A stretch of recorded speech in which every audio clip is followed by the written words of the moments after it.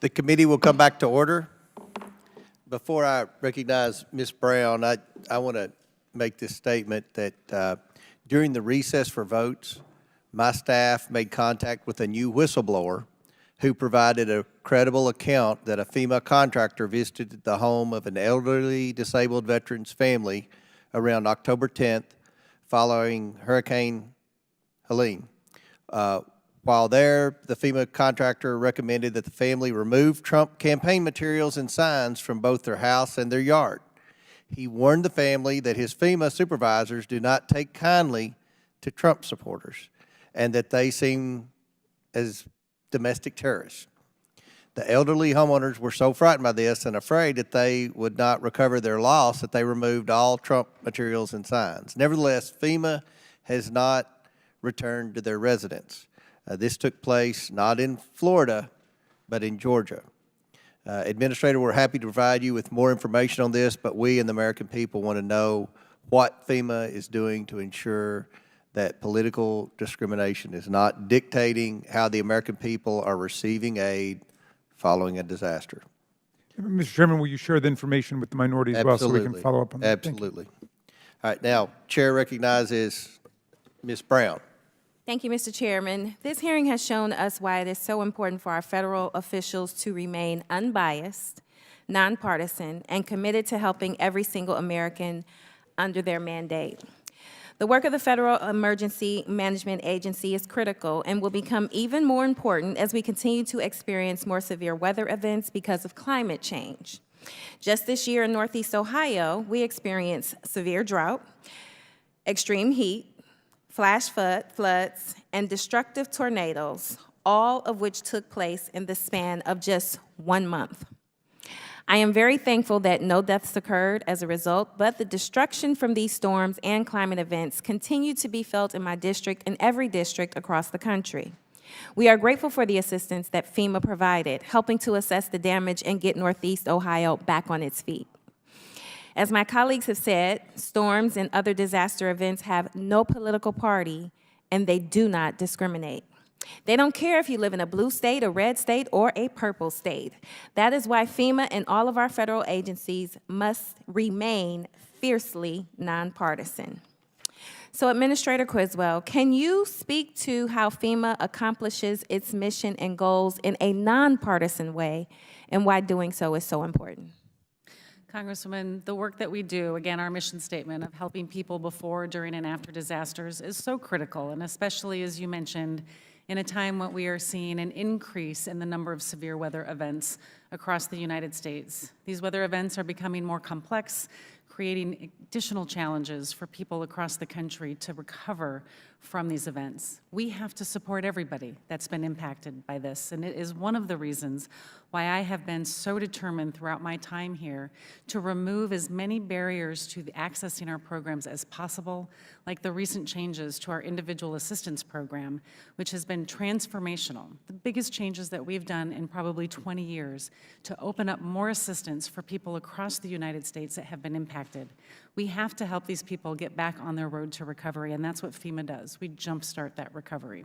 And can you tell us why public confidence in your mission is critical to the safety and well-being of the American public? There is nothing more important than trust. We have to have the trust of the American people. We have to have trust of the communities, the leaders that we are there to serve. We work for the governor. We work for those local communities. These disasters start and end with them, and we are there to support them, and we have to have that trust. That is why we embed people side by side with the governor's team, with community leaders' teams, so we know what issues are going on, what the challenges their communities are facing, so we can move resources into those communities to help meet those needs. Thank you. Now, it's unfortunate we've seen extremist conspiracy theories regarding FEMA's disaster response. Can you please speak to how this harmful and inaccurate rhetoric undermines your agency's mission to provide support to Americans impacted by disaster, regardless of party affiliation or anything else? Yeah, the amount of misinformation, Congresswoman, that we have seen throughout this event has really been at a whole new level. But this is something that FEMA has experienced since it was instituted in 1979. And we need to be able to reach people where they're at to help them on their road to recovery. And we do this in a number of ways. We can translate information into their native language. We can reach out to local faith-based organizations, trusted leaders in the community to help them reach out to people that have been impacted so they know that the information they're getting is accurate and that they can and should apply for assistance with FEMA. Thank you for that. And this is how our essential federal agencies should continue to operate, unaffected by partisan politics and above political interference. I'm very glad that this is something we are in agreement on today and look forward to it continuing into the future. And with that, I yield back. Gentlelady yields back. Chair recognizes Mr. Sessions from Texas. Mr. Chairman, thank you very much. Administrator, thank you for taking time to be here. I felt like that in listening to you earlier that your questions, the answers, and the things that you responded with not only showed that you have the capacity to understand the task in front of you, but that you've effectively dealt with it. If I could just provide two pieces of information, I'm not even looking for a response, but two pieces of information. We did a subcommittee hearing out in Hawaii, and we had an opportunity, the subcommittee which I chair, federal workforce and government operations in federal workforce. And it was very important for us to go, and we learned that it was the most expensive disaster in the country's history, some $3 billion. I was surprised to hear that it was the most expensive, but that's the testimony. I would draw to your attention that much of the delay that has caused much of the money that has been spent, I think could be negotiated better with the governor of the state. The FEMA representatives who were there did a great job, and I enjoy them. But they felt like that the delays in their ability to make progress, to get people back onto their own home site, back in their own homes, has been delayed because the governor will not issue the necessary paperwork for them to move forward. And so they have moved them off a little bit, maybe a mile to the west, and they're building a huge new subdivision of mobile homes, essentially, that are going to cost $1 million each. And I think that many of those could have been placed maybe 4 or 5 months earlier with the assistance of the governor. I would encourage you to please engage the governor. Secondly, in 2010, there was a blast that happened at West Texas, a great big explosion, and part of that explosion destroyed many of the schools. I think the elementary school, the junior high, and the high school. We are still now 14 years off that, and there is a disagreement about the aggregated money that was spent, and FEMA still believes that West Texas, West Independent School District, still owes back a great deal of money. And my staff got it deeply engaged. About a 5-hour Zoom call occurred, and at that, I think that there could have been more transparency on behalf of the federal government, because there were dollars that were lumped into aggregate areas that we could not tell what was in there, and I don't think it was a perfect match. It was apples on one side and oranges on another, and the city of West, including the school district, put things that they paid for instance, some athletic fields and some other things which were not broken out and which may have been an assumption that somebody else was paying for things. My point is saying this, you haven't personally looked at this, and I have not either, but I'm going to. And I'd like to, when I contact your regional coordinator there, I'd like to advise him that I told you that I think more transparency will be necessary so that we can effectively put this to bed. And I would like to ask that you somehow give some signal or notice let's get transparency. Let's resolve this. 14 years is too long. We do appreciate FEMA. We do appreciate the work they've done, and I'm proud of your work as the administrator. Mr. Chairman, I yield back my time. Gentleman yields back. Chair recognizes Ms. Lee from Pennsylvania. Thank you, Mr. Chair. And I would also like to thank Administrator Criswell for being here with us today on a very long day, obviously. But let's be real, what FEMA does has never been more critical, because right now, climate change has completely flipped the script. Storms like Milton and Helene hitting landlocked states, that was unthinkable not too long ago. But now we've got places like Asheville, North Carolina, 2,000 feet above sea level and hundreds of miles from the coast, getting wrecked by hurricanes and extreme weather. So Administrator Criswell, as we're seeing more frequent and intense storms, what new challenges are you seeing emerge for your agency?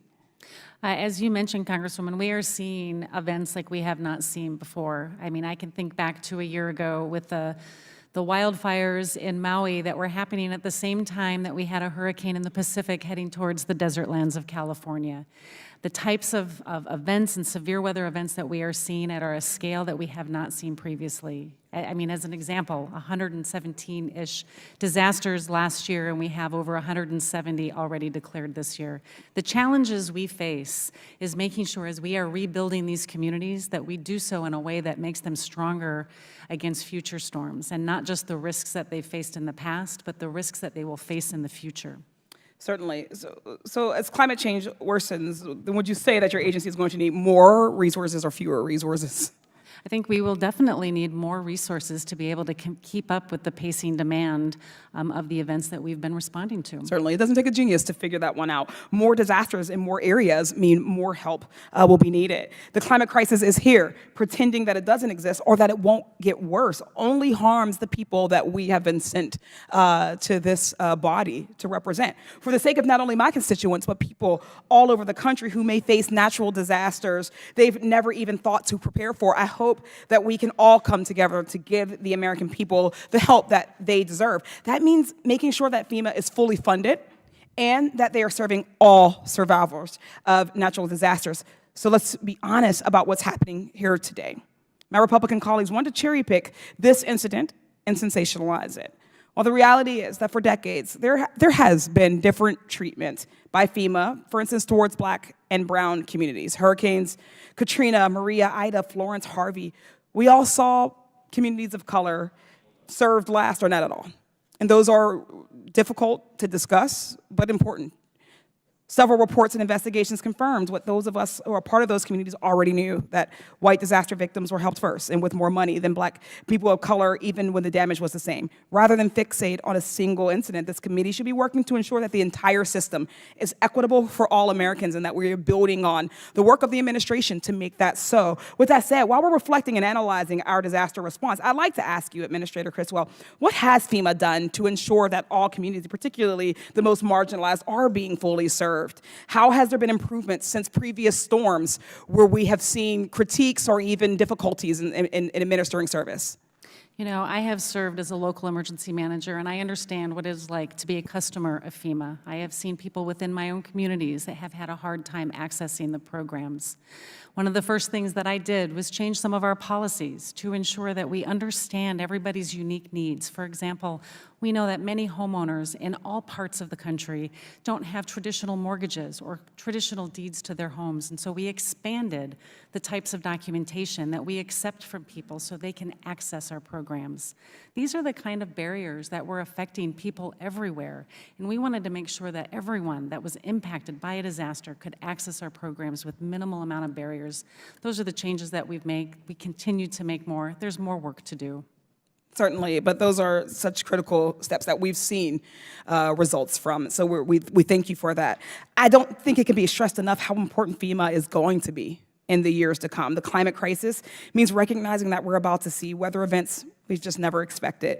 Hurricanes ravaging inland communities, uncontrollable wildfires, as you've mentioned, across more areas of the country, uncontrollable tornadoes, floods, severe storms that are upending lives. Every dollar not invested in FEMA now is just going to burn us in the years to come. When communities are level, it costs more money to fix.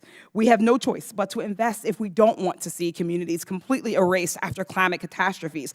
I agree with my colleagues across the aisle that partisanship has no place in distributing government services and aid, neither does race or socioeconomic status. That being said, as more and more of our constituents are affected by increasing natural disasters, it's more important than ever that we maintain that same commitment to nonpartisan distribution of aid in the coming years. I thank you again for joining us and for your testimony today, and I yield back. Chair now recognizes Mr. Burchett from Tennessee. Thank you, Mr. Chairman. Ms. Criswell, there seems to be a huge discrepancy in federal cost share between different states. And if I had a map, I could show, well, there it is up there on there. Why is East Tennessee only granted 45 days of 100% federal cost share? Well, it seems like parts of North Carolina, as you can see, were granted 180 days of the 100% federal cost share. The cost share requests for each of the states were granted based on the governor's request. The governor. So when I go to Governor Bill Lee, he's going to tell me that was what he requested. That was the governor's initial request. He has since then requested an additional amount of time, and that's currently under review. Okay. We'd be very appreciative if you could help with that. Why is there a political border between Tennessee and North Carolina determining the federal cost share? Does that fall back on the governors, or is that something that you all do? I mean, it just seems like if you got a loss, you know, why should it stop at the border if obviously the devastation is in North Carolina and then the water came down through there and just wiped out parts of Tennessee as well? Presidential disaster declarations are based by statute on individual states, and then everything that goes with that, to include cost share, is based on the request from the governor as well as the overall capacity and needs of that state. Okay. When would the governor's review be finalized? We plan to have that review done in the next several weeks. Okay. If it's done in the next several weeks, won't that delay the cleanup by these companies? No, it should not delay it. This is only about a cost share. So the work to continue to remove debris or to stabilize critical infrastructure should and needs to continue, and then we will continue to reimburse states on the work that they have done. Okay. Is North Carolina eligible for 180 days of federal cost share due to the severity of the disaster, or is it just that goes back just to the governor what they were asking? In North Carolina's case, the governor did ask for 180 days, and based on the severity and magnitude of the disaster and the scale of the impacts across western North Carolina, it was determined that that was an appropriate request. Okay. What documentation do you require to reimburse disaster victims for temporary shelter? For individuals themselves or for states that covered sheltering costs? Individuals.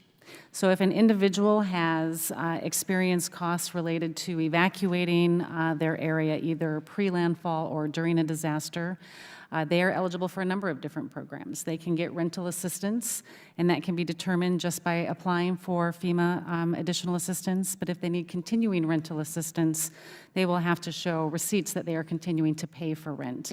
Every case is going to be specific and unique to each individual, and we work with them on a case-by-case basis. The lady who been alluded to many times, I believe her name was, the FEMA employee name was Marnie Washington, if I'm correct, who gave the order to discriminate against Trump supporters. Who was her supervisor? And was the supervisor disciplined, or was it just totally taken as a individual action? At this point, the unacceptable behavior of this FEMA crew lead, this individual person, has led to my direction to have her terminated. We are conducting ongoing investigations, and we will continue to provide any necessary disciplinary action as necessary. We have also engaged the Inspector General to assist us and provide their own independent investigation. Was this person's supervisor investigated as well? This is an ongoing investigation, and everybody that has been involved in that incident will be part of that investigation. When do you expect that to be finalized? Is there any way to tell? I think it's too early to tell an exact time frame, especially since we want to bring in the Inspector General to conduct their own investigation. Okay. What documents do illegal migrants need for shelter? I'm not an immigration agency. I would have to defer you to DHS.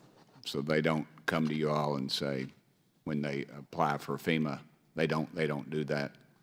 Only legal citizens can get additional assistance from FEMA. There are a number of ways that they can do that, and it's all described in statute. Okay. Secretary Mayorkas uses authority under Title V of the 2024 Appropriations Bill to shift funds from the migrant program to disaster relief programs.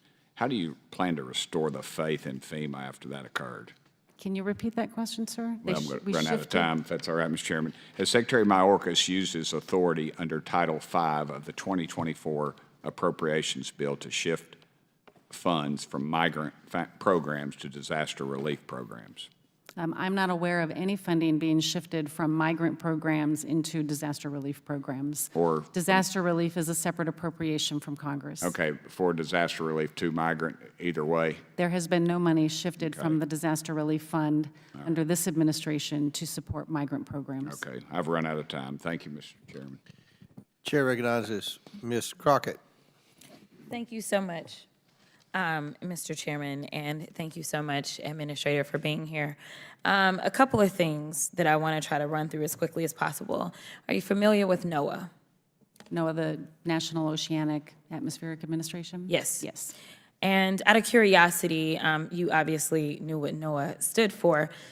When we are trying to prepare for these disasters as they are impending, do you rely on information that you receive from them in getting prepared for a potential disaster? NOAA is a critical partner of FEMA's, whether it's through their National Hurricane Center to give us forecasts for where hurricanes and the strength of hurricanes are going to hit, or the National Water Center that helps us understand what the flooding impacts are going to be, or the Severe Weather Center that talks about tornado forecasts. All of this is important to make sure that, one, we can inform individuals that are in harm's way, but also help us prepare and pre-position our resources to support any immediate response needs. Thank you for that. So you'd agree with me that any administration that would decide that it wants to get rid of NOAA, that would probably make your job that much more difficult? Without the scientific data that we get from NOAA to help us make decisions and warn the public, it would make that job more difficult. Okay, I want to talk about money, and I want to talk about it a lot here in a minute. Listen, we had a vote that was right before these terrible hurricanes that we've been talking about, Milton and Helene, came in. And in that particular vote, we had an opportunity to decide how much funding was going to go to FEMA. And it is my understanding that on this committee, we had a few members that decided that they were not going to vote in support of that funding. I don't know how closely you follow, but we had a number of members who actually served not only on this committee, but they serve in states that have been mentioned, such as Tennessee, North Carolina, South Carolina, and Georgia. And right now, it is my understanding that we're having a hearing because there is a concern about a specific individual who potentially skipped, I think the total was 20 homes, correct? And in those 20 homes, if you had to guess, and I don't know if you've been back to those 20 homes at this point in time to see what resources, if any, were needed, but if you had to guess approximately how much money are we talking about did not potentially get distributed immediately to those 20 homes? All 20 homes have been revisited by our disaster survivor assistance teams. I do not know how many have actually applied for assistance, but the maximum amount that's available for an individual through this disaster was $42,500 for housing assistance and another possible $42,500 for other needs assistance. Okay. What I'm hearing, though, is we're talking about 20 houses. The data that I have in front of me shows that over 18,000 interactions have been conducted for survivors of both Hurricane Helene and Milton. Is that approximately correct? I would say that that number is probably much higher than that. Okay. Give me your number. Well, somewhere, let's presuppose that the number was 18,000. If we talked about 20 out of 18,000, that would mean that we are currently using resources to have a hearing about 0.1% of interactions. So this is not something that we would consider to be widespread when we start talking about percentages that are as low as 0.1%. In addition to that, it's my understanding that as of November 13th, FEMA has delivered over 16 million meals, over 18 million liters of water, over 3,000 rolls of blue roof sheeting, over 700,000 gallons of fuel, and additionally, FEMA has delivered over 2,000 tractor-trailer deliveries containing critical supplies. Do you have any reason to have any discrepancies about those numbers? No. In addition to that, it's my understanding, oh, I'm sorry, you're right, that over 671,000 households impacted by Hurricane Helene have received over $503 million from FEMA's Serious Needs Program, and over 218,000 households impacted by Hurricane Milton have received over $145 million. Yet and still, we had members on this committee, it looks like we had, there were 82 members that opposed the bill to fund when we knew that this was coming, thanks to NOAA, and 19 of the 26 Republicans on this oversight committee voted against the bill to keep FEMA funded, and 9 are in states that were directly hit. I don't understand why we come in and pretend that we have all these issues with your agency, and I thank you for your service, when you don't want to fund it. You can't complain about these issues, and when we're talking about, you know, the people that got skipped over, maybe or maybe not, ultimately, there was a concern about safety. Now, hopefully we will get the full investigation, but we know that it was Trump that was out there himself. He was putting out disinformation and misinformation to the extent that y'all had to set up an entire website to try to combat it. That was in disservice to all Americans, because when a hurricane hits, it doesn't go into the Democratic areas. It doesn't go to the independents. It doesn't go to the Republicans. It goes to American citizens. It is time for us to decide that we are going to work together and make sure that we can take care of people regardless of the decisions that they decide to make on who they want to put into the White House. And I thank you for your service, and I yield. Chair now recognizes Mr. Fallon from Texas. Thank you, Mr. Chairman. You know, listen, when a natural disaster hits, it's devastating for those who are affected. Their lives, their health, their well-being, their livelihoods, they're all at risk. And it tosses their lives upside down. And in short, in the aftermath of these acts of God, we're going to find Americans at their most vulnerable. And they're desperate and they need help. And FEMA is the one federal agency whose primary mission is to provide them that help. And the American taxpayers, as we all know, fund it. And it doesn't matter if you're a Democrat, it doesn't matter if you're a Republican, you're an American and you pay taxes to ensure that you can be helped if, God forbid, that act of God occurs. And we don't help them by arbitrarily deciding if they support one particular candidate over another. That's not only immoral and wrong, it's criminal. It shatters the Hatch Act. And then we have a FEMA employee, unfortunately, I believe it's Marnie Washington, who was purposely and deliberately withholding aid to Trump supporters. She's going to avoid those homes that had Trump signs. Director, fair to say that you were horrified when you learned of that? It is completely unacceptable, and it was heartbreaking to hear that anybody that was impacted by this disaster potentially did not get the assistance they needed. So would you say that it was an isolated incident? At this time, I have seen no other evidence that goes beyond Ms. Washington, but this is under continuing investigation. So it wasn't systemic. You don't feel it was systemic?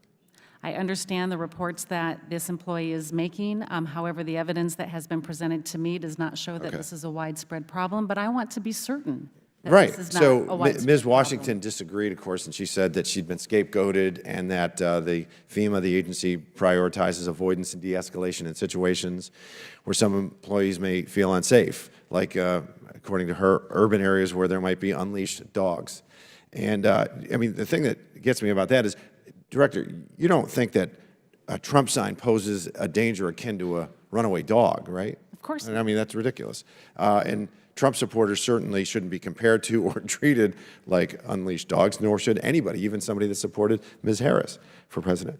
And so to determine whether or not this is systemic and this is imbued into the fabric of the agency or not, would you agree that an independent investigation should be called for? Absolutely. And I think it was Representative Perry, and you had a discussion about that today. Was that right? I don't know if it was today, but It was this morning? This morning, and yes, yeah. And I have already reached out to the IG. We had been working with them, but I have directly asked them to perform an independent oh, investigation. I think that's great. The thing is, like on a timeline basis, you had October 9th, Milton reaches landfall, and then the 24th, there was a whistleblower complaint. 28th, your legal staff found out about it, and we know for sure on the 7th that the higher-ups, did you find out about this earlier, or was it on the 7th? I was in North Carolina on November 7th when it was brought to my attention that we had this potential issue. I asked my team to look into it and get me additional information. They presented me the written text of this employee, and then I directed the termination. Okay, so did they present you the written text on the 7th? On the 9th. On the 9th, and that's when you fired her on the 9th? Correct. Okay, After I saw written evidence. There was a Daily Wire article that happened to just hit on the 8th, and that was like national news. And then she was fired the very next day. I was just concerned about the fact that your legal staff knew on the 28th, and this woman was not only continually being employed by FEMA, but also as a supervisor as well. And then, so you do agree that we should have an IG investigation, and I think that I also do, but that wasn't until today. Why the delay? There was no delay. We have been working with the IG since this was brought to the Office of Professional Responsibility. They have been determining whether or not they were going to take this case, and I just directly asked them today. So you didn't directly ask them. You could have directly asked them earlier, though, fair to say? Fair to say. Okay, But we but had there been was a working with delay them, of and a couple of we brought them weeks. into this. Okay. So, you know, Very beginning. it's interesting being on this committee, Mr. Chairman, for 4 years. It seems no matter what we talk about, all roads lead back to Donald Trump. And for our friends across the aisle, he's the boogeyman Trump. We can be talking about 40-year high inflation, it's somehow Trump's fault. 20-year high interest rates, Trump. We're talking about a FEMA employee denying services to supporters of Donald Trump, and that somehow all they want to talk about is Donald Trump. Edited, cherry-picked, out-of-context information. I think that's called misinformation, if I'm not mistaken. And it's unfortunate because here's the facts, that Donald Trump was president for 4 years, and he approved 89 disasters in states that opposed him, including 17 in California, more than any state. More than 80% of the disaster requests that President Trump denied came from governors of states he won in 2016. And I'm going to have a quote here from an expert. There's really no difference that I've seen, said Chad Bergenis, the executive director of the Association of State Floodplain Managers. That is truth in context. Mr. Chairman, I yield back. Gentleman yields back. Chair recognizes Ms. Tlaib from Michigan. Thank you so much, Chairman. Administrator, thank you so much for being here. I know it's been a long day, but this is really important in regards to something that is happening in my community. I know you probably know I'm from Michigan, and we've been hit hard the last 4 years as a result of storms and flooding. We had 2 declarations in the last 4 years for flooding. Many of my residents, still currently struggle with ongoing emotional toll, as well as the cost of flood damage, which they have yet to be able to recover to this day. In my district, though, residents live in housing that are often do not have separate rooms, or what you call occupant rooms, in the basement, and which triggers this exclusion that FEMA has right now of getting help when there's not somebody like sleeping in the basement. This was very much a surprise to me because many of my seasoned residents who had flooding couldn't get access to be able to do the cleanup, which led to such terrible damage of their basement that, and I would love to submit for the record, Chairman, article from Bridge Detroit, devastating floods leave Detroiters with toxic mold. Without objection to ordered. And in this article, it talks about the fact that many of our homes, they would get all this coverage for all these other things except the basement, where the flooding, the majority of the flooding left. I have one resident, 90-year-old woman in Northwest Detroit. If you walk into her home these days, especially at this time of the year, you'll feel cool air right coming from her kitchen to the living room. She'll tell you that 6 months has passed since the last FEMA declared flood, and your heart sinks because she has no, literally resulting from the damage of the basement, drainage issues, no hot water, rising problems related to the mold, and a broken furnace, right? And we're helping her as quickly as possible to try to see if there's any other community-based organizations. But the question then comes to my team and I is, why is this an exclusion? And would FEMA be open to working with members of Congress in a bipartisan way? Because Michigan, we got basements. And we need to be able to have some sort of a remedy that it can be a livable home. Toxic mold is dangerous for any age, but especially my seasoned residents who do not, they're on fixed income, they do not have the resources to take care of that. Congresswoman, the programs that we have in our individual assistance program, one, do not replace insurance. And when somebody is underinsured or uninsured, they do have access to FEMA financial assistance through our housing programs. But unfortunately, by statute, the only thing that we are allowed to provide financial assistance with is for primary living areas. Yep. And so that would be the financial assistance that they get. I want my colleagues to hear this, especially one colleague. I think there could be a bipartisan effort here because the basement helps make the rest of the house livable. That's where the utilities are. I mean, allowing the mold to continue to grow. I had a woman in Inkster who didn't have the capacity to clean out and get the water out. It froze in the winter, causing even more damages to her home. And Administrator, I know it's statute. I just wanted my colleagues to understand it. Also, Mr. Chair, for the record, to submit after the flood article, again, continue to talk about the growing issue of flood and storms that are coming in throughout, I think, Michigan, again, impacted by the lack of, again, FEMA being able to cover or just be able to provide some sort of assistance for basements. And Congresswoman, we would be happy to partner with you and provide technical drafting assistance. But right now, as you mentioned and as I mentioned, we are limited by statute on what we can provide financial assistance for. But we also work with our partners then. That's I where know. the SBA comes in. and SBA is so hard. You want to tell one of my seasoned residents to get a loan from the Small Business Administration, they'll roll your eyes, probably never talk to me again. I can't do that to them. Even when I tell them they'll work with you, thinking about even a lien on their home, they just don't want to go through that process. The other thing, Administrator, I think is really important. I want to know, and please get back to me, in those two declarations in Michigan, what was the rate of denial? Because I had to go through so many appeals with our families to get them the help that they needed from FEMA. And I thought to myself, we're just denying folks. And then later, months later, but it takes so much effort to, again, get somebody to respond, help the family get the submission to appeal, and they actually get approved. But the initial denial, I just feel like we could be preventing that initial denial because it's devastating for a family. Some do not even know to call their member of Congress for help.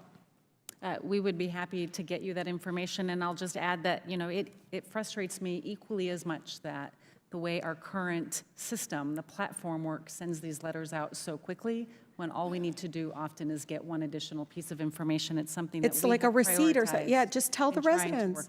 We got to work on that because denying them, they walk away and they don't even try again. I understand. And I go to my town halls, I go to different places, and they'll say, well, FEMA denied me. And I said, did you try appealing?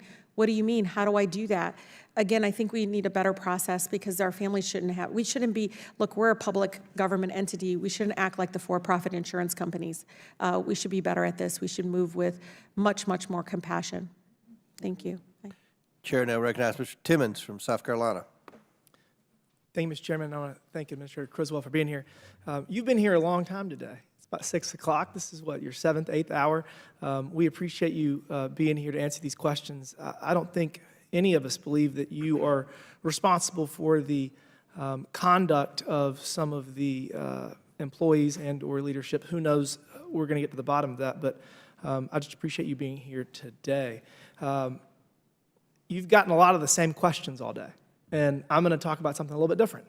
I'm going to talk about the media and how it responded to this incident. So on September 30th, President Trump posts on X about reports of FEMA not helping Republican areas, stating, quote, "I don't like the reports that I'm getting about the federal government going out of their way to not help people in Republican areas." And, you know, President Trump posts this on social media, and the mainstream media, quite frankly, lost their mind. So let's just go over some of the responses. October 1st, here we have MSNBC what kind of would-be leader lies about a deadly natural disaster? When it comes to Donald Trump and Hurricane Helene, it's not a rhetorical question. Then we have New York Times. The former president falsely accused the Biden administration of neglecting areas that had voted for Republicans. Then we go to CNN. Trump cites baseless reports about anti-Republican bias in the North Carolina response.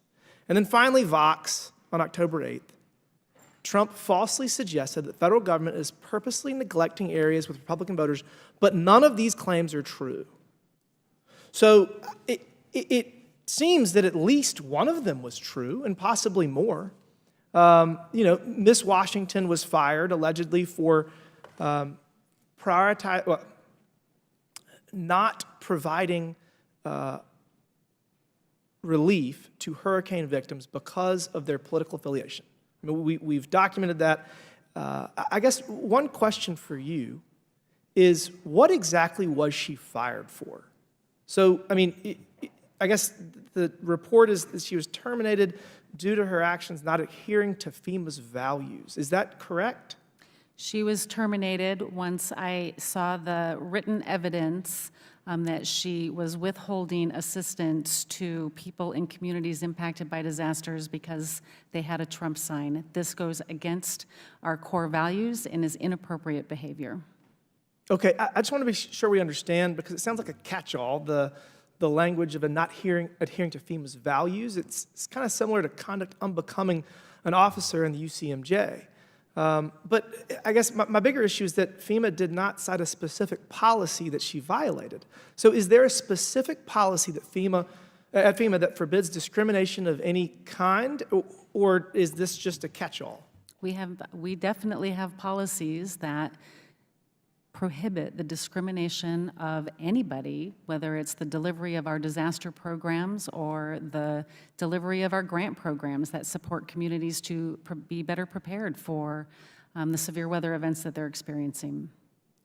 And as you should, and I appreciate that. And obviously, Ms. Washington has made a number of claims alleging that this is systemic and that this is something that is not an isolated incident. We just had another whistleblower allege that there's additional information. So I guess you've already agreed to keep all records of every kind to make sure that this committee and that the American public is able to get to the bottom of whether this was Ms. Washington living out her own political fantasy or whether there was a systemic leadership-driven effort to deny relief to people that support President Trump. So you can, again, you've already done it 3 or 4 times, probably 30 or 40 times, you can promise that you're going to keep all information, all data, all emails, all Teams messages for this committee and for the American public to get to the bottom of this. We archive all information, and as we have brought in the Inspector General and have been conducting our own investigation, all of that is available to them in the course of their investigation. Well, thank you. It seems that we're going to find a number of other people that have engaged in similar behavior, and I can promise we will get to the bottom of all of it after January 20th. So, I mean, anybody that has engaged in this behavior at FEMA, I would encourage them to get their resume ready and find new jobs, because a new day is coming. And with that, Mr. Chairman, I yield back. Gentleman yields back. Chair recognizes Ms. Stansberry from New Mexico. Thank you, Mr. Chairman. Thank you, Administrator. I know it's been a very long day, and actually I'm grateful for the commentary that was made just before I began this opportunity to ask some questions and talk about today's hearing, because I think it's important to emphasize the statements that were just made, that a new day is coming on January 20th. And for any of you who are listening at home, what they're referring to is the inauguration day, when the Trump administration comes in and begins their purge of civil servants. And the reason why I'm emphasizing that is because, yes, we're here to discuss a very serious matter. And absolutely, under no condition should politics be the reason why someone is denied basic dignity, access to emergency resources, and comity by our colleagues, whether that's emergency aid in their homes or access to the bathroom here in the Capitol. And so I think it's important that we talk about what is actually motivating this hearing. Now, I want to take a moment. I'm a former federal employee. I used to work at OMB. Many people know that here on the committee. But I think a lot of people don't fully understand what FEMA does, its emergency response. And I want to say thank you to you and all of your team during this summer's historic and catastrophic fires in my district, in Ruidoso and Mescalero Apache. You came to our district, your staff were on the ground immediately, and you deployed every possible resource. And I can tell you unequivocally that it was the best response I have ever seen to a natural disaster in my lifetime. And I can tell my colleagues across the aisle, that area is very much an area that votes Republican. And those of us in New Mexico, we don't care. We don't care what your political affiliation is. We're going to show up. If you're in need, if you need help, if you're having an emergency, we're going to show up. We're going to help. And so obviously all of us are deeply disturbed to learn of this incident. It sounds like the person was disciplined and dismissed, and so we're grateful for that. But I find it odd that we're having a hearing where my colleagues have spent how many hours now? 6, 8, I don't even know at this point, gaslighting us. You know, like, here we are, we're having this hearing about an incident which is totally unacceptable, and yet the gentleman who's about to take office, the president-elect, deliberately and outspokenly withheld aid from his political rivals, from the state of California, from Puerto Rico, from communities that he knew did not vote for him. And so I just find it bizarre that we're even having this hearing. And one of the things that I do think is important to emphasize is that this single most impactful thing that happened during those 2 hurricanes that happened in the October timeframe was the disinformation that dissuaded people in emergency situations from going and getting individual aid in their homes. I don't know how many people felt like they didn't get direct service from FEMA or other emergency responders, but what we do know, because the data tells us, is that there was a disinformation campaign by the candidate who was running for president, members of this committee who were spreading disinformation. And we know that thousands of people in North Carolina and across the South and Florida didn't even go and ask for assistance, even though they qualified for emergency assistance for housing, for hotels, for food, and things like that. So if we want to talk about threats to emergency response, emergency management to our communities, let's talk about one of the biggest threats, which is disinformation and eating away at the emergency services that help our communities. And I want to just close on this note, because I believe that the purpose of this committee is actually the real pretext of what's going on here is that we know, as was just stated by my friend across the aisle, that on January 20th, a new day is coming. And one of the things that we know is that a conservative agenda was put forward by the Heritage Foundation and others in Project 2025, and it called for the privatization, shrinking, and the doing away with certain parts of FEMA and emergency insurance. They are trying to distract from the fact that they know that is what's coming, that is part of the plan. They have not passed an emergency package that they were calling for to help our communities just a month and a half ago, that suddenly, well, we can't pass legislation because we don't need to get it done. So I think it's really important that the American people understand what this is. We are going to have to fight to protect our federal employees against what we know is going to be an active purge. And I want to say to all of you and to all of our first responders out there, thank you for the jobs that you do. Thank you for the lives that you save. We appreciate you so, so much, and we're going to fight for you. Chair now recognizes Ms. Green from Georgia. Thank you, Mr. Chairman. While Democrats are complaining about this lengthy hearing and about President Trump coming in and slashing and reducing the size of government, I just want to say let the purge begin, because there's people that are homeless right now in western North Carolina, eastern Tennessee, Georgia, and it's not, misinformation is not the most dangerous thing facing us. It's right now pretty much the federal government and the failure to the American people. Ms. Criswell, in FEMA's First off, let's put this up. This is the strategic plan you have posted on the FEMA website. The goal and objectives laid out in the 2022-2026 strategic plan will help ensure success for our agency, the emergency management community, and those we serve. The plan outlines 3 bold, ambitious goals to meet this challenge. You have listed as number 1, instill equity as a foundation of emergency management. 2, lead whole of community in climate resilience. 3, promote and sustain a ready FEMA and prepared nation.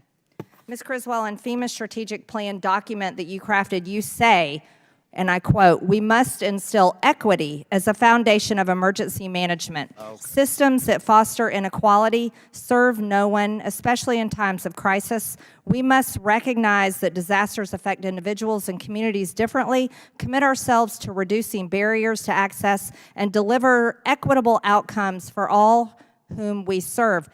The document adds, underserved communities as well as specific identity groups often suffer disproportionately from disasters. However, thanks to whistleblowers that came out, we found out that Trump supporters were also suffering, apparently worse than others, because their homes were skipped over.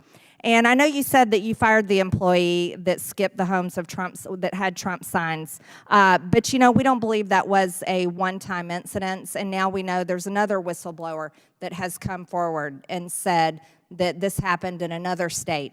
And you see, the reason why Americans don't believe this is a one-time situation is because they're used to being treated as if they're second-class citizens by the Biden administration.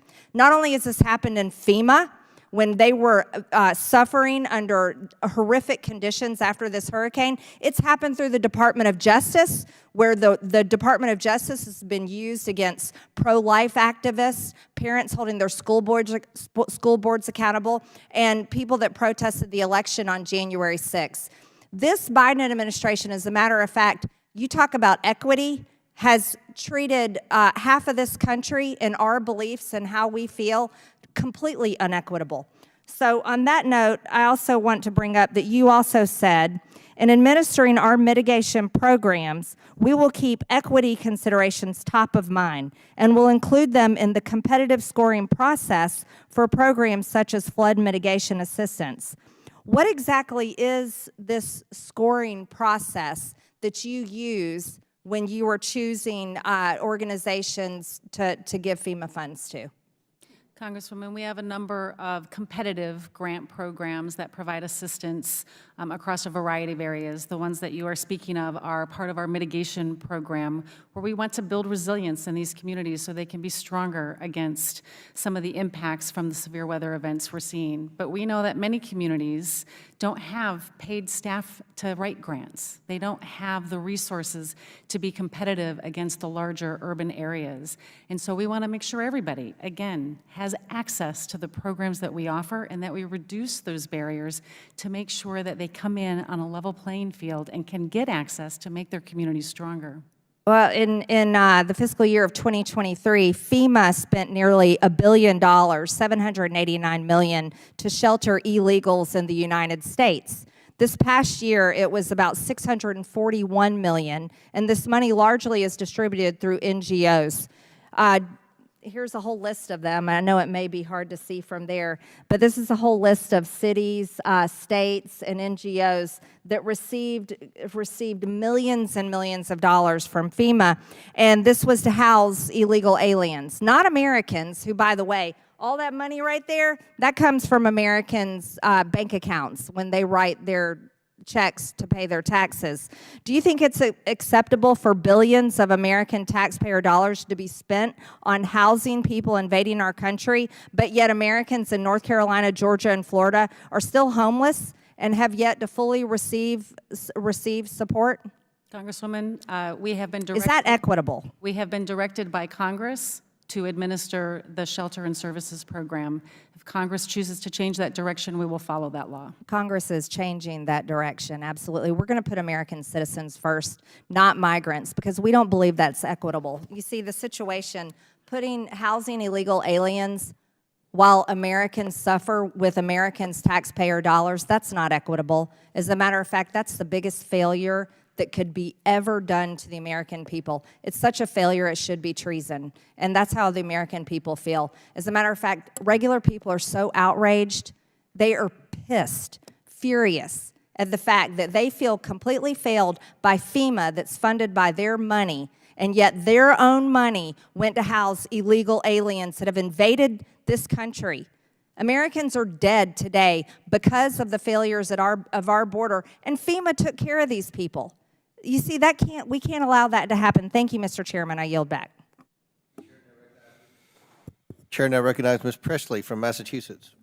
Administrator Criswell, thank you for your stamina here today. It's good to see you again. Thank you for joining us today and for your leadership. In the face of repeated climate disasters, mass violence, and humanitarian crises, the workers of FEMA represent the very best of public service and deserve the support of Congress. Attempts by Republicans, many of whom are climate and science deniers, in the face of a frequency of events that were once anomalies, but I digress, attempts by Republicans to question the integrity of FEMA workers is a direct attack on FEMA's mission. Its mission is especially vital for our constituents, many of whom face not only the loss of homes and livelihoods, but also lasting emotional and psychological trauma in the wake of such profound loss. Ms. Criswell, Administrator, 2 years ago, my bill, the Post-Disaster Mental Health Response Act, was signed into law by President Biden. It expands mental health supports during emergency declarations. Survivors, in my opinion, deserve not only to heal, but to thrive, and this law moves us closer to that. As someone who is deeply committed to addressing trauma, I'm proud to have partnered with you and FEMA in this fight. Bearing this in mind, can you expound, Administrator Criswell, on how FEMA is incorporating long-term mental health care into its recovery plans to support the survivors of recent hurricanes? Congresswoman, I appreciate your partnership in pushing that bill forward, because the impact that these citizens have after a disaster is traumatizing. And what we don't want to do is re-traumatize them with the delivery of our programs. We have worked with our teams to institute a trauma-informed care approach so we can understand better how a community feels and how a community is reacting to the impacts from the severe weather event. We also have teams that go out into the field, because our staff also get traumatized with the day in and day out conversations with people who have lost everything. And it affects them personally, many of them survivors from previous storms themselves. And so this holistic mental health support is so critical, and we have to destigmatize mental health support in a way that encourages our staff, but also survivors, to get the help that they need. Thank you, Administrator Criswell. When we focus on healing, that's right, we do have to also acknowledge the work of the healer. Who is healing the healer? So FEMA workers themselves are exposed to immense stress and trauma during their services. And as Mr. Moskowitz was alluding to earlier, there is high fatigue and burnout and low morale, because these are extenuating circumstances with which to be proximate to. What resources or initiatives does FEMA provide to support the mental health of its own personnel after a disaster? We've taken this very seriously, and we have our own mental health advisor at headquarters, but we've also put in mental health advisors in each of our regional offices. And we send teams out into the communities, into our disaster recovery centers and our joint field offices, to make sure we're taking care of our people. And even back at headquarters, we will do stand-downs to make sure that we're providing the assistance that they need, making sure they know the resources that are available to them, and that when we ask somebody, how are you doing, we're not just doing it in passing, and we're really listening so we can understand the stress that they may be going through, and encouraging them to take a break if you need a break, but come back so you can help these people. Thank you for recognizing the importance of that work and for your continued partnership. Now, my district, the Massachusetts 7th, relies heavily on FEMA in times of crisis. That's why earlier this year I was proud to work with municipal leaders to secure $2.5 million for the Cambridge Community Center Resilience Hub and the Mill Creek Resilience Program in Chelsea and the Island and River Resilience Project in Everett. Administrator Criswell, while I understand there are many priorities before the new administration steps in, can I have your commitment that FEMA will work to quickly get these funds to my district? And can you follow up with a point of contact I can connect with to follow through on this? Congresswoman, we'll certainly follow up with you on the status of those programs and see where they're at and what we can do to move them along. Thank you. Like every district represented in this hearing room, the Massachusetts 7th depends on FEMA's ability to do its job. We cannot turn the agency into a political game. Instead, we must ensure FEMA and its workers have the resources, respect, and public confidence they need to continue their work. Our constituents deserve nothing less. Thank you. I yield back. Chair now recognizes Ms. McLean. Before I recognize Ms. McLean, we want to publicly congratulate Ms. McLean for being elected the Majority Caucus Conference Chair.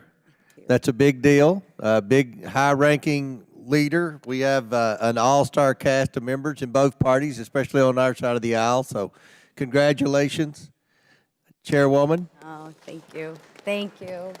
Thank you. And we recognize you for 5 minutes. Thank you. I appreciate it. Thank you so much.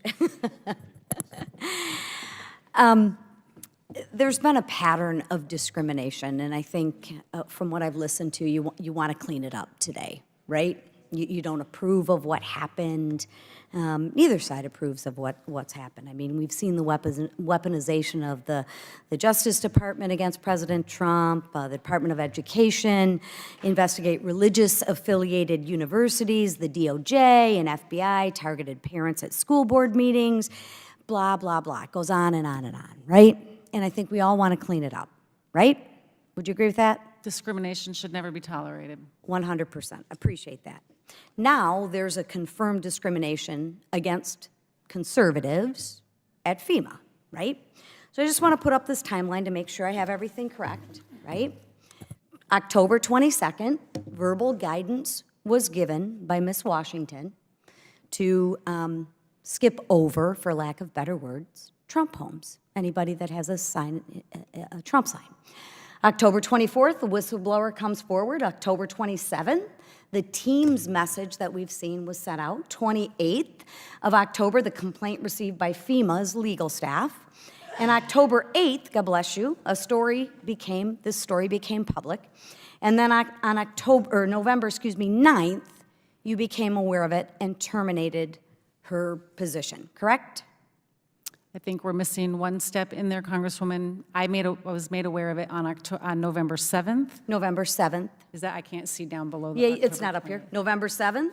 The story became public on the 8th and then on the 9th, right? I'm sure you had to I do was made your- aware of it on Yep. November 7th. I directed my team to get me additional information. They presented that to me on November 9th, which is when I directed the termination of the employee. Thank you. Did Ms. Washington receive a severance package? I would have to check. I don't know. When could you get back to us? So you have no idea? I do not know what the terms of her termination were. Who would? I would have to check with my mission support team. Your mission support team, okay? So who gave Ms. Washington the authority to give the verbal guidance? I do not know what motivated Ms. Washington to give that guidance. The direction that she gave was unacceptable and did not align with the way we conduct our business to help the American people. What was her title? Crew lead. Crew lead. And how many crew leads did you have? We had several crew leads. I'd have to get back to you with a specific number, but it's one of the lowest levels of supervision we have. So Ms. Washington had a supervisor? Correct. And maybe even a supervisor above that supervisor? Correct. Right? There may be layers upon layers. Okay. Why do you think she felt empowered to give that guidance? I can't speak to what motivated her to give that guidance. What I can say is I was made aware of this on November 7th. It was not acceptable behavior. When I was given the written evidence of her direction on November 9th, we directed her termination. Who is her supervisor? I don't know specifically who her supervisor is. I know that there's this individual, Chad, that has in her supervisory chain, but I don't know if that was her specific supervisor. Have you done an investigation on this since November 9th? We are currently doing an Currently investigation. doing it. It started on October 28th. So as of when it was October referred to the Office of 28th, Special we've Counsel. done a bunch of investigations, but we have no idea who her supervisor is. No, I said I personally do not know who her specific supervisor is. I have an agency of over 22,000 employees.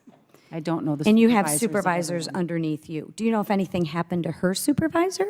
This is currently under investigation. The only written evidence we had is from Ms. Washington. So we terminated Miss Washington 3 weeks after you were made aware of it. Thank God that you were made aware of it, or this could pattern have continuously gone on, because we have layers upon layers, right? You have 22,000 people. I'm sure you have a lot of middle management, right? So you have a crew lead, you might have, I don't know what your hierarchical structure is, but you have layers of management before it gets to you, correct? We follow a very... That's a pretty simple question. Do you have layers of management before it gets to you? A very, That's a great answer. accepted chain of command practice. Wonderful. So I'll use your word. You have a chain of command before it gets to you. But you have no clue about what's happened to that chain of command and why somebody would let that happen under their watch. Do you think that's worthy of investigating? I absolutely think it's Wonderful. So when can I expect a report on what has happened to those To people? investigate this. When can we expect that report? And what consequences would you expect for a supervisor who knew this was going on? Would you expect them to be terminated as well? We have an ongoing investigation, and if we find any evidence that shows that there are additional violations of the way we conduct our business, we will certainly take appropriate action. And would appropriate action be terminated? To include Termination? termination. Wonderful. And when can we expect this report? Again, we've asked the IG to do this report, and I can connect with them. Thank you. Gentlelady yields back. Chair now recognizes Mr. Goldman from New York. Thank you, Mr. Chairman. I just want to make sure I understand what 4 hours and 20 minutes of fuss is about. Miss Washington was a crew lead charged with helping to provide assistance to individuals in the following the hurricane. Is that right? Correct. Okay. You said that FEMA has 22,000 employees? More than. More than 22,000. Okay. And as I understand it, as soon as you saw verified written evidence that Ms. Washington used partisanship in executing her job, you immediately terminated her. Correct. And you're now doing an investigation to determine whether anyone else was involved in this. Correct. Seems like that's the right thing to do. You have a bad apple out of 22,000, and you identified it and you fired it. I don't understand what the massive fuss here is. It's obviously, as you say, unacceptable conduct, and you acted immediately. So this, I've not been in here all day, but I've heard the same questions 5 times myself. I'm sure you've heard them many more times. But it does beg the question about what happens to FEMA if partisanship bleeds into its mission. And I want to bring up 2 examples from the last administration. Hurricane Maria, you may recall, in September of 2017, hit Puerto Rico, resulting in nearly 3,000 deaths. Donald Trump was president then, and he blocked the full release of the emergency assistance appropriated by Congress in 2018 and permitted only a small percentage of the money to go to the island. He insisted that Puerto Rico was not in need of that assistance and alleged that the death tolls had been politically inflated, quote, to make me look as bad as possible. In November of 2018, California suffered the most destructive and deadliest wildfire in the state's history. Donald Trump according to his own former National Security Council staffer, refused to approve disaster aid because the state of California had a Democratic governor and did not vote for him.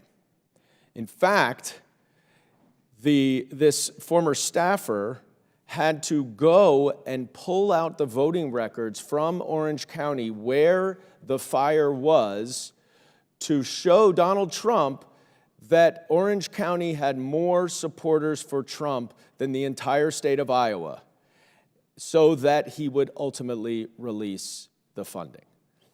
Now, that appears to me to inject partisanship in administering disaster relief. Is that your understanding of what I just recited to you, Ms. Criswell? I was not the FEMA administrator during that time, and I would not care to comment on that. Well, I think it's pretty self-evident that that is exactly what it was. And this now has continued in the recent disasters. We're here focused on one rogue employee who was justifiably and correctly fired. But Donald Trump went on a misinformation campaign to slander your organization. He at one point said that President Biden was sleeping and he was not responding to Georgia Governor Brian Kemp. Brian Kemp responded, "The president just called me yesterday afternoon and I missed him and I called him right back and he just say, 'Hey, what do you need?' And I told him, 'You know, we've got what we need. We'll work through the federal process.'" How about this one? Governor Ron DeSantis. Everything we've asked for from President Biden, he has approved. And we do think we'll get more approvals. Republican Governor Brian Kemp of Georgia. We got what we need from FEMA. We've had FEMA embedded with us since, a day or two before the storm hit. Governor Glenn Youngkin, Republican of Virginia. I'm incredibly appreciative of the rapid response and the cooperation from the federal team at FEMA. Yet Donald Trump was spreading misinformation that FEMA was not doing its job. And in the last few seconds, I'd like for you to explain how that misinformation hindered FEMA's efforts to provide disaster relief to those in need. Any type of misinformation that creates some type of mistrust in the federal government creates a lack of opportunity for individuals that have been impacted by these disasters to get the assistance that they need and that they're eligible for. And we want to be able to reach out to everybody that has been impacted and assure them that we are there to support them. They should register for assistance, and we can work with them to help them on their road to recovery. And do you think that there were some people who did not receive disaster assistance because of this misinformation by Donald Trump? We will never know if there are people that should have applied and didn't, but there is the possibility that individuals may not have applied for assistance because of what they were reading across social media. Okay. Well, there are plenty of publications and media reports about that being the case, and it is a terrific shame. And thank you very much, Administrator Criswell, for all of your hard work during difficult times. I yield back. Chair now recognizes Ms. Boebert from Colorado. Thank you, Mr. Chairman. Ms. Criswell, I appreciate you being here today. My colleague from Tennessee, Congressman Tim Burchett, had asked you about funding for illegals, those who have come into our country, entered our country illegally, and who were present for some of these storms. And under oath, you stated that only American citizens could apply for additional funding through FEMA. Do you stand by that? American citizens and eligible legal aliens can... Legal aliens, those who have come through the ports of entry legally and have their green card or anything else. Well, we have illegal aliens who have entered our country, and FEMA itself has reported $380 million in additional funding to communities receiving migrants. FEMA awards $110 million to the Emergency Food and Shelter Program to assist migrants. Another FEMA notification, Department of Homeland Security announces distribution of more than $77 million in congressional funding for communities receiving migrants. Politico says New York City to get $104.6 million from FEMA, and the list goes on and on. Even the U.S. Embassy in El Salvador chimed in, and so I would say that there's quite a bit of money going towards illegal aliens. And Mr. Chairman, I would like to ask for this to be submitted into the record, these headlines here. Without objection, so ordered. Thank you, Mr. Chairman. Now, Ms. Criswell, we've heard that Ms. Washington said that she's being used as a scapegoat, and I kind of lean to believe that, because here today we have this list of chain of commands. We have supervisors who are all around her, yet we can't point to any specific supervisor who's being held accountable here. We've heard that there's an investigation. We hear about investigations all the time. Ms. Criswell, I have people sit here in front of this committee and tell us all about investigations, and then we never receive any information from that. We have seen the devastation of American citizens who have been impacted by these hurricanes, and they want answers. So is Ms. Washington being used as a scapegoat for carrying out the directive to not go to homes with Trump signs?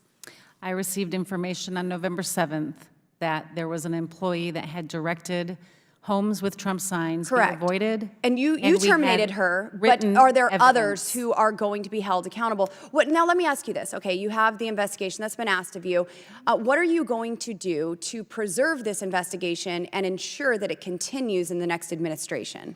We will fully cooperate with the IG if they choose to take on this investigation. It has also been elevated to the Office of Special Counsel. And in this investigation, sorry, my time is running out. And in this internal investigation or outside, if you never find anyone who's actually culpable for this, are you going to take any blame? We are conducting ongoing investigations. Are you going to take any blame if no one is found? If no one is found? If we find anyone that has been violating the way we deliver assistance, I'll move on. I'm sorry, you're not answering my question directly. So this is a culture that the Biden administration has allowed to cultivate as, and I believe that you are a part of this, as FEMA.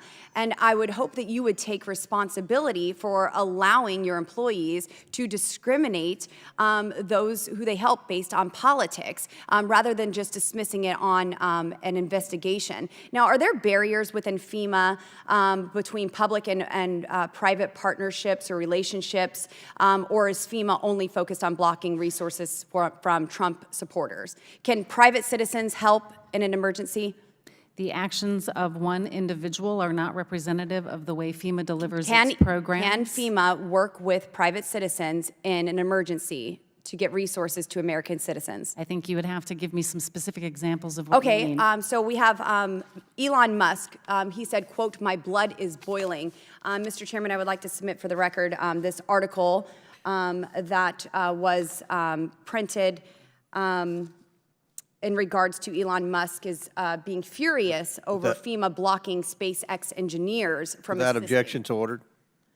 So when Elon Musk is furious that he can't get Starlink delivered to folks, when I have Congressman Corey Mills who has to deploy a mission team to bring 26 systems of Starlink to those who are suffering, when the missing persons list is 1,500 people before Starlink is brought to them by a sitting member of Congress, not by FEMA, and that number goes down to 600 once communication is able to begin, when a member of Congress has to bring 23,000 pounds of supplies, when Elon Musk is saying we want to get internet, we want to get connectivity and communication to citizens, we want to bring supplies, and yet FEMA is blocking supplies. FEMA is seizing supplies. When I have a senior high school student from Rifle, Colorado, Cody Wyatt, who is driving across country to get supplies because FEMA hasn't been seen in 11 days in North Carolina or in Pensacola, Florida,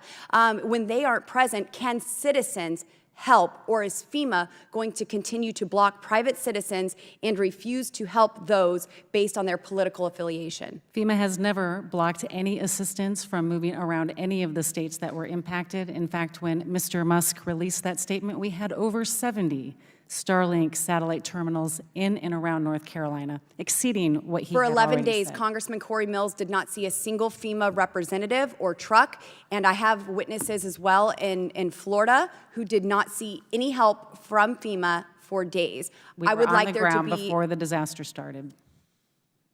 We'll see You in your can read in my investigation. testimony. We'll I see have- in your investigation I have if it's ever details released. in my testimony, my written testimony, that shows our exact response. You can read the details there.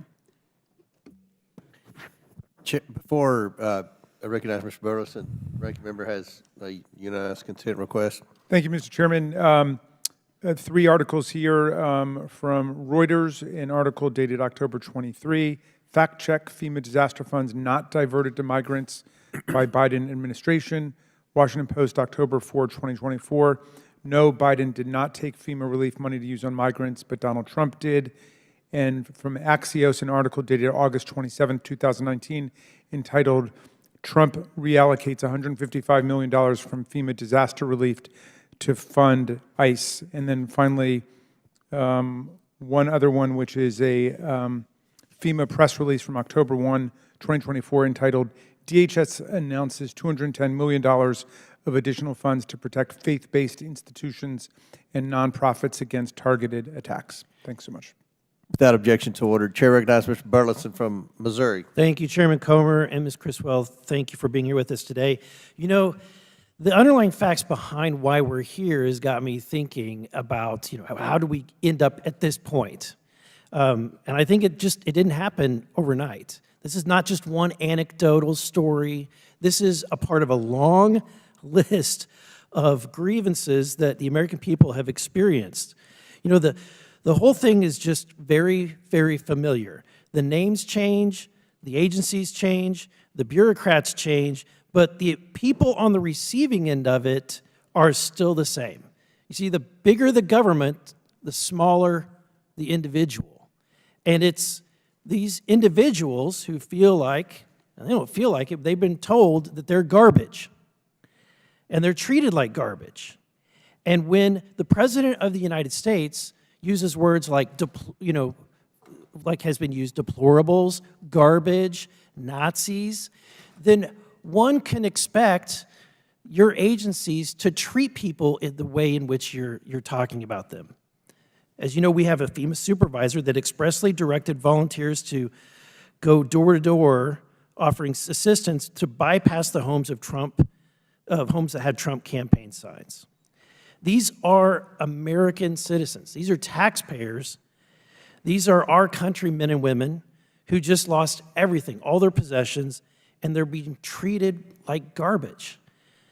And look, I know that you have said, and I think you've done well today, that political discrimination is not tolerated within the agency. But it looks to me, and I think it's clear to a lot of Americans that they feel the same way after the election earlier this month, and I think that's why the election results ended up the way they did, because it's the sentiment of the American people. The guy who went through, because they feel like they can relate to the guy who went through all of what was clearly a weaponized prosecution for whether it's the Department of Justice. The American citizens see that while he's being attacked by the Department of Justice, they've been attacked. We had concerned parents at school board meetings labeled as terrorists. We had Catholics labeled as terrorists. We had excessive sentences handed out for pro-life activists, and we had the aggressive targeting of President Biden's political opponents while slow-walking the Hunter Biden criminal investigation.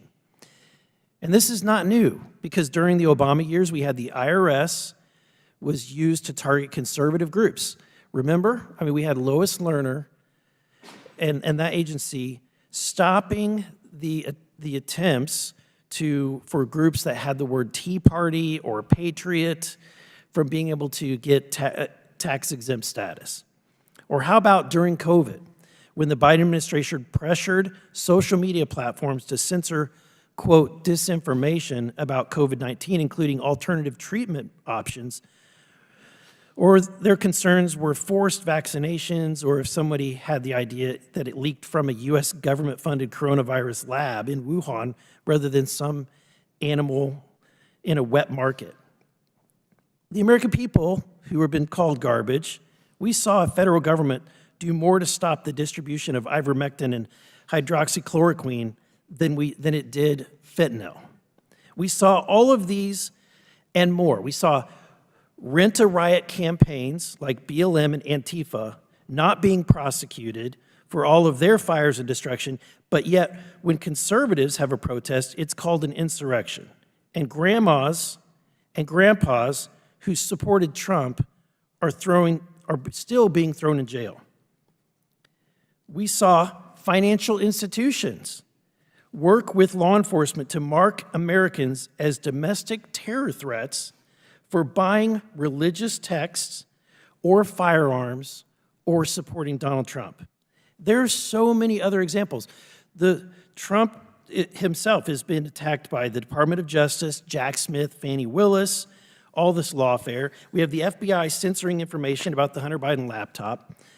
We have the Democratic Party laundering fraudulent Oppo research like the bogus Steele dossier to journalists and the intelligence agencies, all back them up, siding with a particular political party. The whole thing was so absurd and stupid, but again, this culture of political bias against conservatives and Trump is how this is cultivated. The American people want and they deserve their government to be nonpartisan. They want their government to be fair. They want justice to be blind. And they're frustrated when they see their government weaponized against them because they dare to support the guy who said, let's drain the swamp. And so this didn't happen overnight. It came from a long litany of events where some Americans were treated like garbage. And I can't wait for DOGE, the Department of Government Efficiency, to get in under the next administration and start making this government work more efficiently. Because this town does need a purge. This town needs an enema. And honestly, I can't wait. Thank you, Mr. Chairman. Gentleman yields back. Chair recognizes Mr. Higgins from Louisiana. Well, that was difficult testimony to follow. That's a tough act. Ms. Criswell, I thank you for being before us today. Mr. Chairman, I have to say to my colleagues on both sides of the aisle, I've had extensive communications and interactions with Ms. Criswell's team, and she has personally responded to many of my inquiries, official inquiries. We've worked through hundreds and hundreds of very complicated claims after Hurricanes Laura and Delta that hit the heart of my district in the middle of COVID. It was the worst thing you could possibly imagine. Very powerful hurricanes, a Category 5 and a Category 4, back-to-back, 1 month apart in the summer of 2020. It was incredibly difficult to respond to. And so I'm just going to say that through the course of the years, I've found that Ms. Criswell's team has been about as responsive as you could find any large bureaucracy anywhere in the world. And I would challenge any colleagues that would question the good lady's character, because I have found her character to be fine. She runs an organization that many of us are almost paid to hate, you know. But it's 22,000 employees, which sometimes things can get out of hand. But I have to say, Madam, that your response to my office through the years has been as excellent as it can be under difficult circumstances. Ma'am, when FEMA interacts with a particular government entity or private entity after a disaster, and planning is made and funding is shared for rebuilding, sometimes extensions for work are required. Is that correct? Correct. If the schedule for reconstruction is interrupted by supply chains and workforce restrictions, things like that, the entity that's in partnership with FEMA to restore their services, they have the opportunity to ask for an extension, correct? Yes. Okay. I have a letter, Mr. Chairman, request unanimous consent to submit from Lake Charles Harbor and Terminal District regarding just such an extension for, a request for extension for permanent work to be performed. I'd ask that your office take it into objection full to order. consideration, ma'am. Absolutely, Senator. Thank you, ma'am. I'll deliver that to you. This deal it was outrageous, these reports that we had of a FEMA employee bypassing Trump supporters. I found it to be outrageous. How did this strike you, ma'am? It's completely unacceptable, and it's heartbreaking to know that anybody impacted by Hurricanes Helene or Milton would have not been given the opportunity to get the assistance that they are eligible for. Do the people of North Carolina and Florida and Georgia and South Carolina and Tennessee have your unwavering commitment to do everything in your power to help them recover? Absolutely. We will be with all of these communities every step of the way throughout their recovery. Okay, so I think it's fair that we hold you to that commitment, don't you? Yes? Yes, ma'am. Regarding this behavior out of this employee, I think you handled that. I mean, you discovered the behavior on one day, you confirmed the behavior the next day, and you fired your employee the following day. And then you initiated an investigation to look for what? If there's anything deeper, like some cultural existence that you aren't aware of this type of behavior? Is that what your investigation is seeking? We're doing additional investigations to be certain where the direction came from. If you find more of that, will more people get fired? If we find any additional evidence that there was discrimination against a political party. Thank you. Quickly, you had questioned how she came to that. Could you address for us, please, what she meant when she said avoidance first and then de-escalation, and that she mentioned avoidance several times in her statement? What is that within FEMA? Our teams go into the field and go into communities door to door and talk to people, and we provide them safety training. It's a reactive training if they feel threatened or harassed in any way, that first they need to avoid that harassing situation, and if needed. But have you ever instructed any of your people to, like, presume there's going to be conflict and therefore avoid a particular type of citizen? This training is all about reacting to perceived threats. Never has it been directed to be proactive to avoid a situation. Mr. Chairman, thank you for this hearing. My time has expired. I yield. Gentleman yield. Chair recognizes Mr. Langworthy from New York. Thank you very much, Mr. Chairman. Administrator Criswell, the reports of this FEMA employee directing volunteers to bypass properties of Trump supporters is an absolutely disgusting affront to the mission of FEMA and the trust of the American people in all of their federal government. FEMA exists to serve all Americans at times, in their darkest hours and their times of crisis. And this has got to be delivered without bias or favoritism or despite any level of discrimination. Yet here we are discussing allegations that there was political discrimination tainting FEMA's response. I mean, I really appreciate you being as forthright as you've been today, but after Hurricanes Helene and Milton, countless Americans lost their homes, their businesses, and their livelihoods. Their worlds were turned upside down, and FEMA should have been the lifeline. It should be a beacon of hope for any community that has been ravaged by disaster. And if this situation was flipped and this was happening to those that supported Kamala Harris, the outrage across this country would have been deafening. The media would have been going crazy.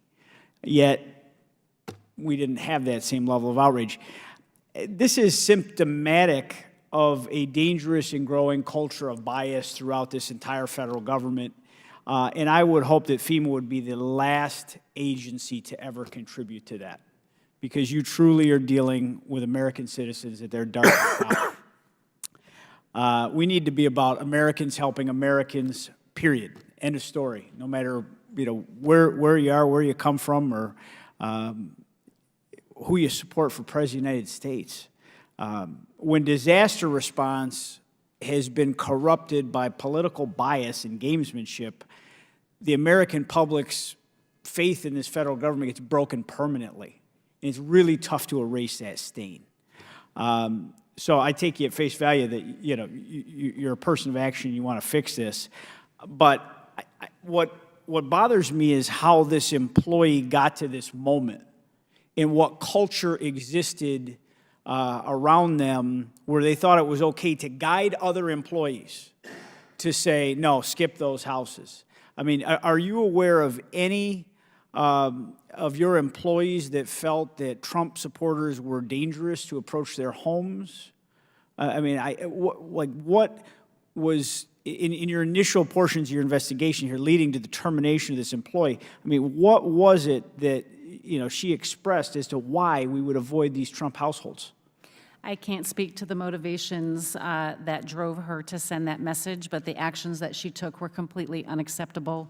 We have initiated ongoing investigations, and if we find any further evidence that this is broader than this incident, then we will take appropriate action. I mean, since you've been at FEMA, has political affiliation ever been classified by FEMA or any other federal agency, to your knowledge, as a dangerous community trend? Never. Okay. Did your employees and volunteers go to properties with any signage or flags or memorabilia supporting Kamala Harris or any other of the Democratic candidates running for office across the country? Other than the information that I have from this one incident, we have gone to tens of thousands of homes across all 6 states impacted. So yes or no, are you aware of any directive from supervisors at FEMA to avoid properties with any Democratic or Republican signage for that matter? I have given no evidence, and I am not aware at this time. Okay. I think that this investigation is really important, that you're on, and I'm really going to be looking for a keen interest to the final product, you know, as you finish that product. Any timeline is when that investigation might conclude? We have reached out to the Inspector General to conduct the investigation. I can't speak to what their timeline will be. I think it's really important to restore faith for all Americans in many parts of the federal government, but FEMA in particular. So I really look forward to hearing, you know, from you more in the future. In my remaining time, I'd like to quickly revisit a letter that I sent earlier this year urging FEMA to update its methodology for snowstorm-related reimbursements. In its response, FEMA stated that it's working with NOAA on potential updates. And as winter approaches, lake effect snow season in Buffalo, New York is coming. It's crucial that, to my constituents in Western New York, that we know that FEMA is taking proactive steps to ensure the most current standards guide federal assistance decisions. Can you give an update on any progress FEMA and NOAA have made in their efforts to modernize its methodology? I know following the historic snow season that we've had last year and previous years, our teams have been working on that, but I would have to get back to you specifically as to where that's at. Okay, we look forward to following up. Thank you very much, Director, and I yield back, Mr. Chairman. Thank you, gentlemen. And I assume the Inspector General is watching this hearing. This committee has jurisdiction over the Inspectors General. I can't encourage the Inspector General enough not to take this investigation seriously and report back to the ranking member, myself, as soon as possible. Chair now recognizes Mr. McCormick from Georgia. Thank you, Mr. Chair. Thank you for allowing me to be part of this very important discussion. I appreciate all the first responders across the nation who have done their very best, including those people who are part of FEMA, to help those people most in need, especially during these dire times. I think we really owe it to the people to be accountable for where the money goes and who we're helping. And I think that's what this is really about. One of the interesting things came across when we were reviewing your budget. Can you tell me what your annual budget is for disaster relief out of FEMA? In this continuing resolution, we were given just over $20 billion for fiscal year 25. So it's not $38.2 billion, it's $20 billion, is that what you said? Out of my overall budget, just over $20 billion is for disaster relief. Okay, specifically. And according to your September report that you submitted, what percentage of that went towards COVID? I don't have the report in front of me, sir, but the COVID reimbursements are part of the disaster relief fund reimbursements to communities that had impact. So I'd have to get back to you on this. According to your report in September, 40% of your budget went towards COVID relief. I just want to, that's not talked about very much. Now, I'm an ER doc. I got my MBA. I was actually serving on the front lines of the COVID pandemic during the entire pandemic. Can you tell me when the pandemic was no longer a pandemic, according to the President of the United States? We closed the incident period in May of last year. Okay. And yet we spent 40% of our budget from this year's budget on COVID relief instead of hurricanes and other things. Is that correct? Again, I don't have the numbers in front According of me, to but your those are report- major disaster declarations that were eligible for reimbursement. According to your report, I'm going to inform, you can prove me wrong by submitting your papers later on, but according to your report submitted just 2 months ago, we spent 40%, I want that number to sink in. 40% of our budget for disaster relief was spent on COVID, which was done a long time ago. I was there when it started. I was there when it ended. I know what the reaction was to. I know the overspend on it. I know where the waste, fraud, and abuse was. It makes me sick to my stomach. It's one of the main reasons I'm here in Congress. And to see a disaster relief spent on something that was behind us, probably paying off a lot of waste, fraud, and abuse, in my opinion, quite frankly. And I'd love to see that reviewed by Oversight. Because this is what's wrong with government. They spend 40% of their budget on something that happened 2 years ago, and we have not enough money to deal with what's happening right now. And quite frankly, the whole COVID relief thing, I saw where the money was spent. I saw how haphazardly it was spent. And I saw who it benefited and who it didn't. And I know a lot of millionaires and billionaires that benefited greatly off that money that was spent from the United States government, taxpayers. And that's what I'm very upset about. And that's why I'm here today as part of the COVID committee, as a doctor who watched this stuff happen firsthand. And now to see a budget that I think is very dishonest. I think you guys should, I know what happened with somebody who skipped over a Trump house. I get that, and I think it's environmental as far as the way that the prevailing attitude was.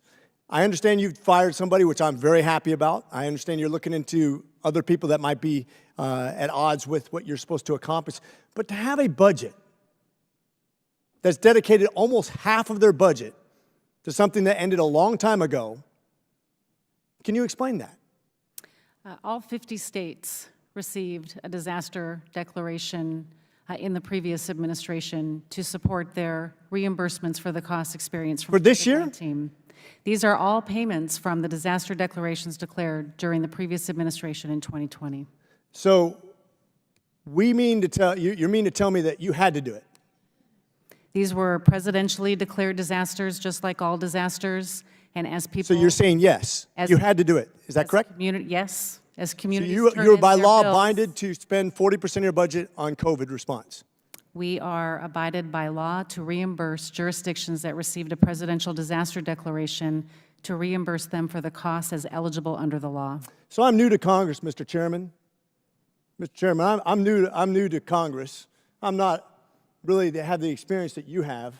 But as an oversight guy who spent a lot of your time getting to the bottom of these egregious errors, and you can fact check me on the other side of the aisle too, but I have a hard time believing that by law we had to spend 40% of a budget on disaster relief for this year based on something that ended a couple years ago. I agree. I'm just trying to figure out where that went. And that's why I'm here in Congress. I hope you can work with me, and I hope you can work with me to get to the bottom of why we have those kind of stupid spending laws in America, and we can end those things for good, because that is the biggest part of the problem of government as I see it. Thank you. With that, Mr. Chairman, I rest. Very good question. Chair now recognizes our last questioner, Mr. Stubbe from Florida. Thank you, Mr. Chairman, and thank you for allowing me to join the committee today in this important hearing. And as I assume that the director knows, my district has been devastated by 6 major hurricanes in just the last 2 years. Just a few months ago, my district experienced 3 major hurricanes in 3 months and 2 in 2 weeks. A little over 2 weeks after Hurricane Helene took out my district with a 5 to 7 foot storm surge, Hurricane Milton, a Category 3 hurricane, made landfall in my district with a 7 to 8 foot storm surge and over 100-mile-an-hour winds. Some of the same businesses that I visited and ripped drywall out of because of Hurricane Helene, 2 weeks later got flooded again. So as you can imagine, my district, both Republicans and Democrats, and Floridians in general, were outraged to learn that FEMA had been avoiding conservatives, Trump supporters, white males, etc. Ranking Member Raskin in the beginning of this hearing stated, And I quote, "No one should play partisan politics with disaster aid." But that's exactly what your agency has been doing. In the aftermath of such devastation, the American people expect and trust that FEMA will administer disaster relief in a fair manner. Unfortunately, we recently learned that a FEMA supervisor in Florida named Marnie Washington directed subordinates to skip homes displaying support for President Trump. Despite your testimony, this now former employee claims this was a widespread practice under a policy she termed avoidance. No matter who initiated this avoidance policy, it was a malicious act that resulted from a corrupt culture within FEMA. Administrator Criswell, I wrote you a letter on November 15th in which I asked for information related to this incident. Mr. Chairman, I ask unanimous consent to enter the letter into the record. Without objection, so ordered. Although I asked for my answers by November 25th, perhaps you have enough information to at least answer one of my questions, and I've heard some of your answers are related to this. So I've heard, well, let me just ask it as I asked it in the letter. Is it agency policy for FEMA canvassers to practice avoidance in certain circumstances? We provide safety training to our staff as they are going out into communities door to door, and part of that safety training includes how to avoid or de-escalate potentially harassing situations in reaction. None of that is directed at being proactive to avoid certain situations that they may perceive without an actual threat. But it's subjective, right? It's subjective on the person canvassing. So if that person is a Democrat, which you're in a Democratic administration, you're a Democratic appointee, you're probably hiring mostly Democrats over Republicans, you have a Democratic administration. If it's a Democrat who already believes that a Trump supporter, that a Caucasian person is not what they would not feel comfortable talking to that person, because it's subjective in nature, they would skip that house to avoid that. They could do that. No, that would be an unfair Well, characterization. that's not what other people have been saying that has been reported. When did this policy go into place? Did you start this policy? This policy has been in place since we've had these teams going into the field as they encounter people all the time, and it is designed to be reactive. When was this specific avoidance policy put in place? I would have to get back to you, sir. Okay. In media appearances, Ms. Washington alleges that she was instructed by a FEMA supervisor named Chad Hershey to practice avoidance.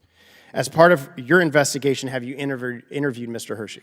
I personally have not interviewed Mr. Hershey, but there are ongoing investigations. Well, I would ask the IG to interview him. There were 13 people on the text chain with Ms. Washington. Have they given sworn statements in the course of your department's investigation? I would have to check with the Office of Professional Responsibility as to who they have gotten statements from. Can you provide the names on that text message list, the 13 people that works for FEMA, to this committee to further this investigation and oversight over your... We will work with this committee to provide information as appropriate as part of this investigation. Earlier today in the Transportation Committee, you stated, and I quote, "There is not a widespread culture problem at FEMA." Unfortunately, the evidence contradicts your assertion. In a report published by the Daily Signal, a former FEMA employee, so this isn't Mrs. Washington, this is somebody else, a former FEMA employee who spent over 5 years at your agency stated, and I quote, "FEMA's rotten to a core. It's overstaffed, it's bureaucratic, and they don't really help anybody." Referring to the Trump flag incident, the former employee said, and I quote, "They were told to avoid Trump, avoid any house that has a Trump sign, in a verbal meeting. I've seen that happen. We were told, quote, don't go into any house that looks suspicious. They would use words like hick, cowboys, rednecks. You can change that over to Trump supporters and MAGA." So I guess that explains why FEMA has never stopped in my house over the 6 hurricanes that we've had, because I check all 3 of your boxes: a Trump supporter, a white male, and a cowboy. Mr. Chairman, I ask unanimous consent to enter the Daily Signal article into the record. Without objection, so ordered. After the initial story broke, we sent an email to my district requesting any of my constituents who felt like they had been politically discriminated by FEMA. And just since last week, we've had over 35 people who live and reside in my district, who are citizens in my district, who have given us specific instances, factual instances, where they were either overlooked or specifically discriminated against because of their political affiliation. This is the exact type of weaponization of the federal government that put Trump back in the White House. Starting with the DOJ, the FBI, the intelligence agencies, the weaponization of the Justice Department against President Trump, and now it's been weaponized against the American people in the form of disaster aid, and it's atrocious. Thank God President Trump won, and he can restore this department into what it should be, not partisan, helping every American that's been affected by a disaster, and I yield back. Will the gentleman yield for one question? Sure. You were kind enough to quote me at the beginning of your remarks, Mr. Stubbe, saying that partisanship should not enter into the distribution of disaster aid. And I think we've found unanimous agreement on that point with respect to this discrete episode that took place in Florida, but several members on our side have cited the president-elect when he was president before withholding aid and altering the distribution of aid or attempting to California, to other Puerto Rico, other places on precisely the basis of partisanship. And no one on your side spoke up about that, but since you endorsed the general principle, I wonder if you would agree that if such a thing were to take place by a president, perhaps you disagree with the reporting on it, but if it were to take place, that would be equally or even more wrong than one person doing it on a particular city block. I don't care who the administration is or what agency it is. If they're discriminating against political party beliefs and not getting federal government aid for that, that is wrong, which is why Ashley Moody, our Attorney General of the state of Florida, is suing FEMA exactly for that reason. Thank you much. Very good. All right. Madam Administrator, that concludes our hearing today. I want to thank you for your testimony today. I know there were many questions. There are going to be some follow-up questions. We're in communication with other members and other people who have suggested that maybe the incident here wasn't an isolated incident, so we're going to have communication back and forth.